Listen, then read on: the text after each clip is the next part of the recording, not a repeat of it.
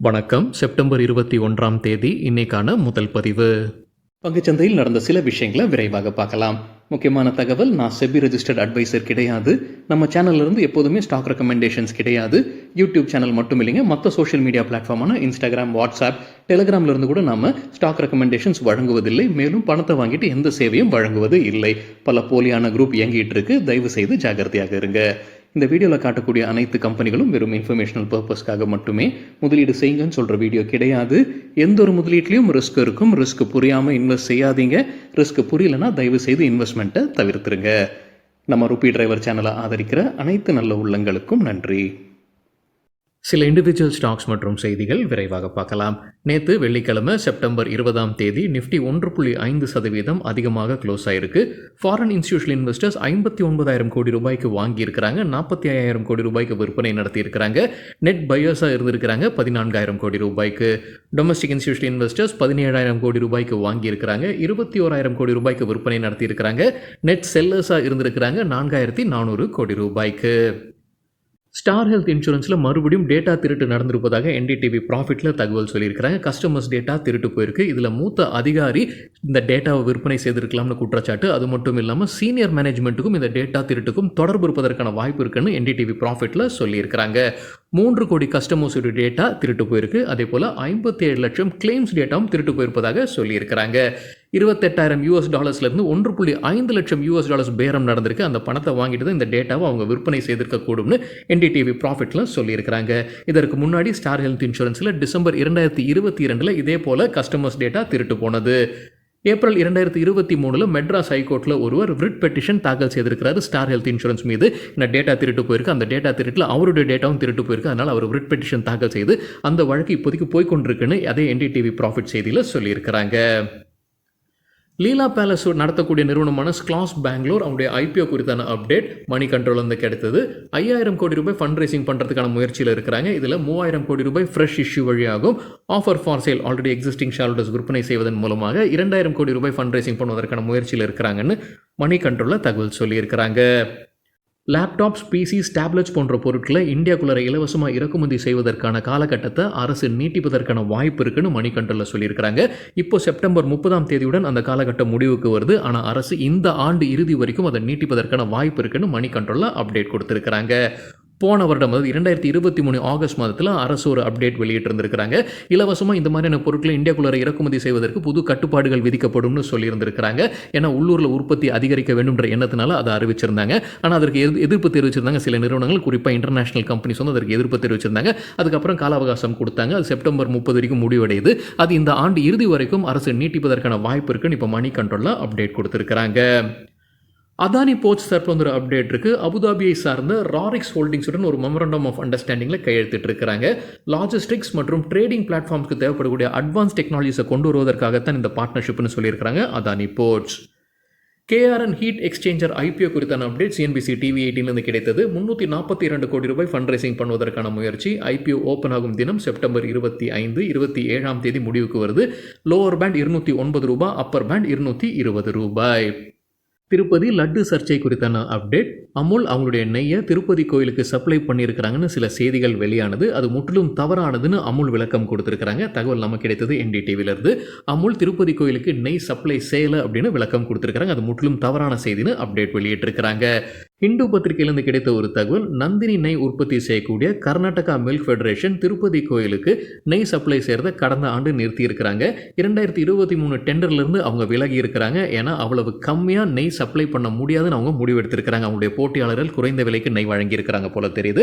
அதனால் அவங்க போன ஆண்டே விலகி இருக்கிறாங்க. ஆனால் போன மாதம்லேருந்து மறுபடியும் இந்த கேஎம்எஃப் கர்நாடகா மில்க் ஃபெடரேஷன் நெய் சப்ளை செய்ய துவங்கி இருக்கிறாங்கன்னு இந்து பத்திரிகையில் அப்டேட் கொடுத்துருக்காங்க. இந்து செய்தியில் தமிழகத்தை சார்ந்த ஏஆர் டைரின்ற நிறுவனம் திருப்பதி கோயிலுக்கு நெய் சப்ளை பண்ணியிருக்கிறாங்கன்ற தகவல் கொடுத்துருக்காங்க. கம்பெனி தரப்புலேருந்து விளக்கமும் கொடுத்துருக்காங்க. தரம் தாழ்ந்த நெய் சப்ளை பண்ணலை, ஆனால் இப்போதைக்கு அந்த சப்ளையும் நிறுத்தி இருக்கிறாங்க தேவஸ்துக்கு அப்படின்ற அப்டேட் கொடுத்துருக்காங்க. இப்போ திருமலா திருப்பதி தேவஸ்தானம் தரப்புலேருந்து அறிவிப்பு வெளியிட்டிருக்கிறாங்க. ஏஆர் டைரி ஃபுட்ஸ் பிரைவேட் லிமிடெடை பிளாக் லிஸ்ட் பண்ணியிருக்கிறாங்க. ஏன்னா அதிகமாக கலப்படம் செய்த நெய் வழங்கியிருக்கிறாங்கன்ற குற்றச்சாட்டு. இப்போ கிரிமினல் ப்ரொசீடிங்ஸும் கம்பெனி மீது எடுப்பதற்கான வாய்ப்புகள் இருக்குன்னு அதே ஹிந்து பத்திரிகையில் செய்தி வெளியாகி இருக்கு. ஆனந்த் ரத்தி ஐபிஓ குறித்தான அப்டேட் 2020ற்கு பிறகு முதல் புரோக்கரேஜ் கம்பெனி இவங்க ஐபிஓ கொண்டு வருவதற்கு இதற்கு முன்னாடி ஏஞ்சல் ஒன் செப்டம்பர் 2020 கொண்டு வந்திருந்தாங்க. இப்போ ஆனந்த் ரத்தி 1000 கோடி ரூபாய் ஃபண்ட் ரைசிங் பண்ணுவதற்கான முயற்சி. ஏஞ்சல் ஒன் 600 கோடி ரூபாய் ஐபிஓ வழியாக ஃபண்ட் ரைசிங் பண்ணாங்க செப்டம்பர் 2020. அதற்கு பிறகு இப்போதான் ஆனந்த் ரத்தி இன்னொரு புரோக்கரேஜ் கம்பெனி ஐபிஓக்கு வராங்க. தகவல் கிடைத்தது மணி கண்ட்ரோல்ல இருந்து.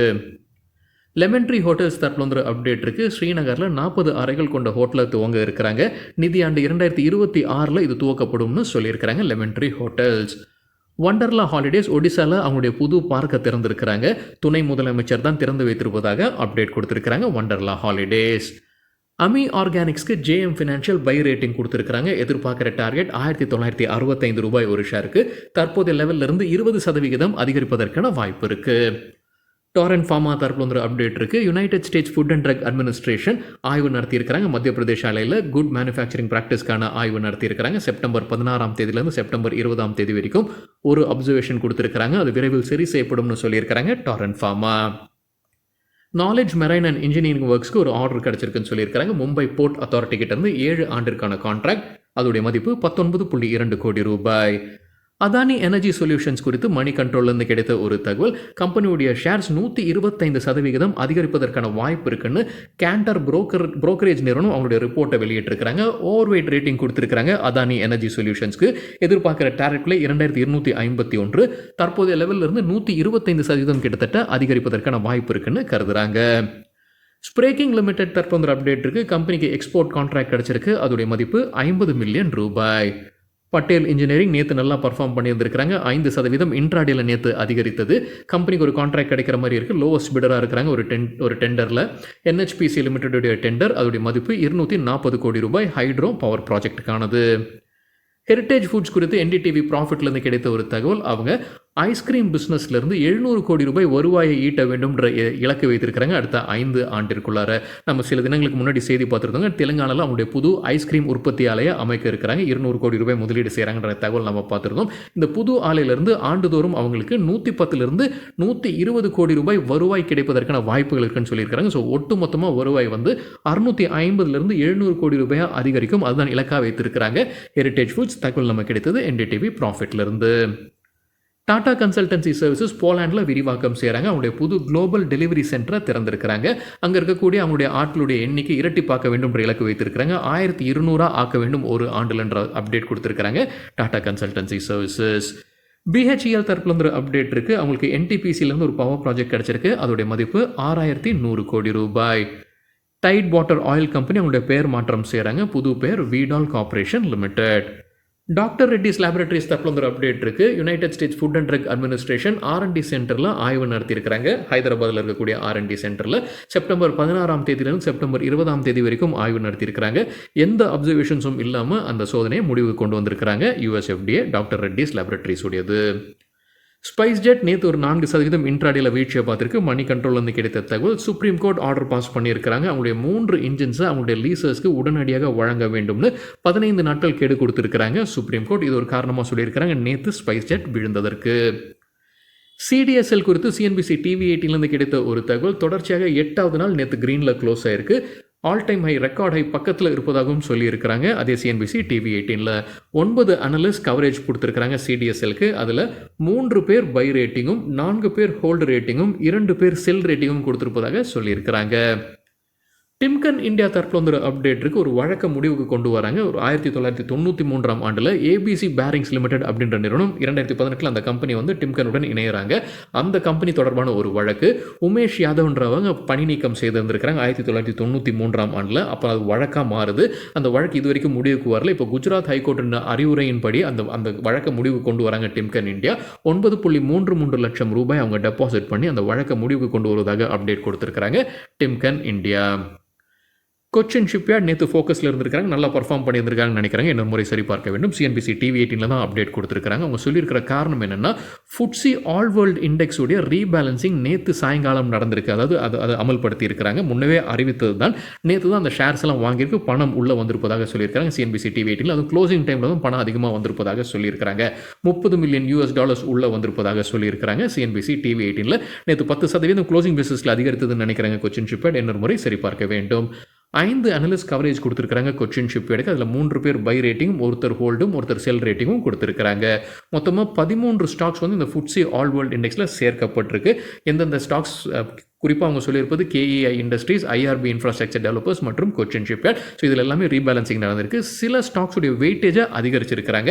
ICICI bank, Kotak Mahindra bank, Aditya Birla capital மற்றும் டாடா டெக்னாலஜிஸுடைய வெயிட்டேஜை அதிகரிச்சிருக்கிறாங்க. மஹிந்திரா அண்ட் மஹிந்திராவுடைய வெயிட்டேஜை குறைச்சிருக்கிறாங்கன்னு CNBC TV18 அப்டேட் கொடுத்துருக்காங்க. கெய்னர்ஸ் வித் ஹை வால்யூம் பட்டியலை விரைவாக பார்க்கலாம். இது நேற்றுக்கான டேட்டா. ஹை வால்யூம் எப்படி சொல்கிறோன்னா, நேற்று வால்யூமுடன் கடந்த 10 நாளுக்கான ஆவரேஜ் வால்யூமை கம்பேர் செய்யும்போது 100% மேலே இருக்கிற சில ஸ்டாக்ஸ் கெய்னர்ஸ்ன்னு சொல்லும்போது நேற்று ஷேர் ப்ரைஸ் அதிகரித்திருக்க வேண்டும். ITD சிமெண்டேஷன் நம்ம செய்தி பார்த்துருந்தோங்க. அதானி குரூப் வாங்குவதற்கான வாய்ப்பு இருக்குன்னு செய்தி பார்த்துருந்தோம். அன்கன்ஃபர்ம்டு செய்தி அது.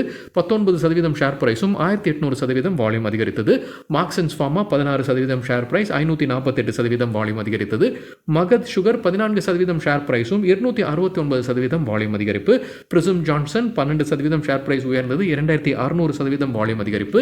Reliance Infra 11% share price, 293% volume. Cochin shipyard 10% share price அதிகரித்தது, 274% வால்யூம் அதிகரிப்பு. Nelcast 9% share price, 894% volume. RITES 9% share price அதிகரித்தது, 1600% வால்யூம் அதிகரிப்பு. மிஸ்ஸஸ் பெக்டர்ஸ் 9% ஷேர் பிரைஸும் 470% வால்யூம் அதிகரிப்பு. Garden Reach ship builders 9% share price உயர்ந்தது, 350% வால்யூம் அதிகரிப்பு. ஹட்கோ 9% ஷேர் பிரைஸும் 290% வால்யூம் அதிகரிப்பு.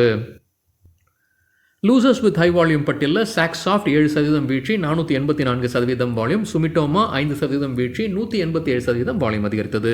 KDDL 5% வீழ்ச்சி, 286% அதிகரித்தது வால்யூம். ஆரியன் ப்ரோ சொல்யூஷன்ஸ் 4% வீழ்ச்சி, 486% வால்யூம் அதிகரிப்பு.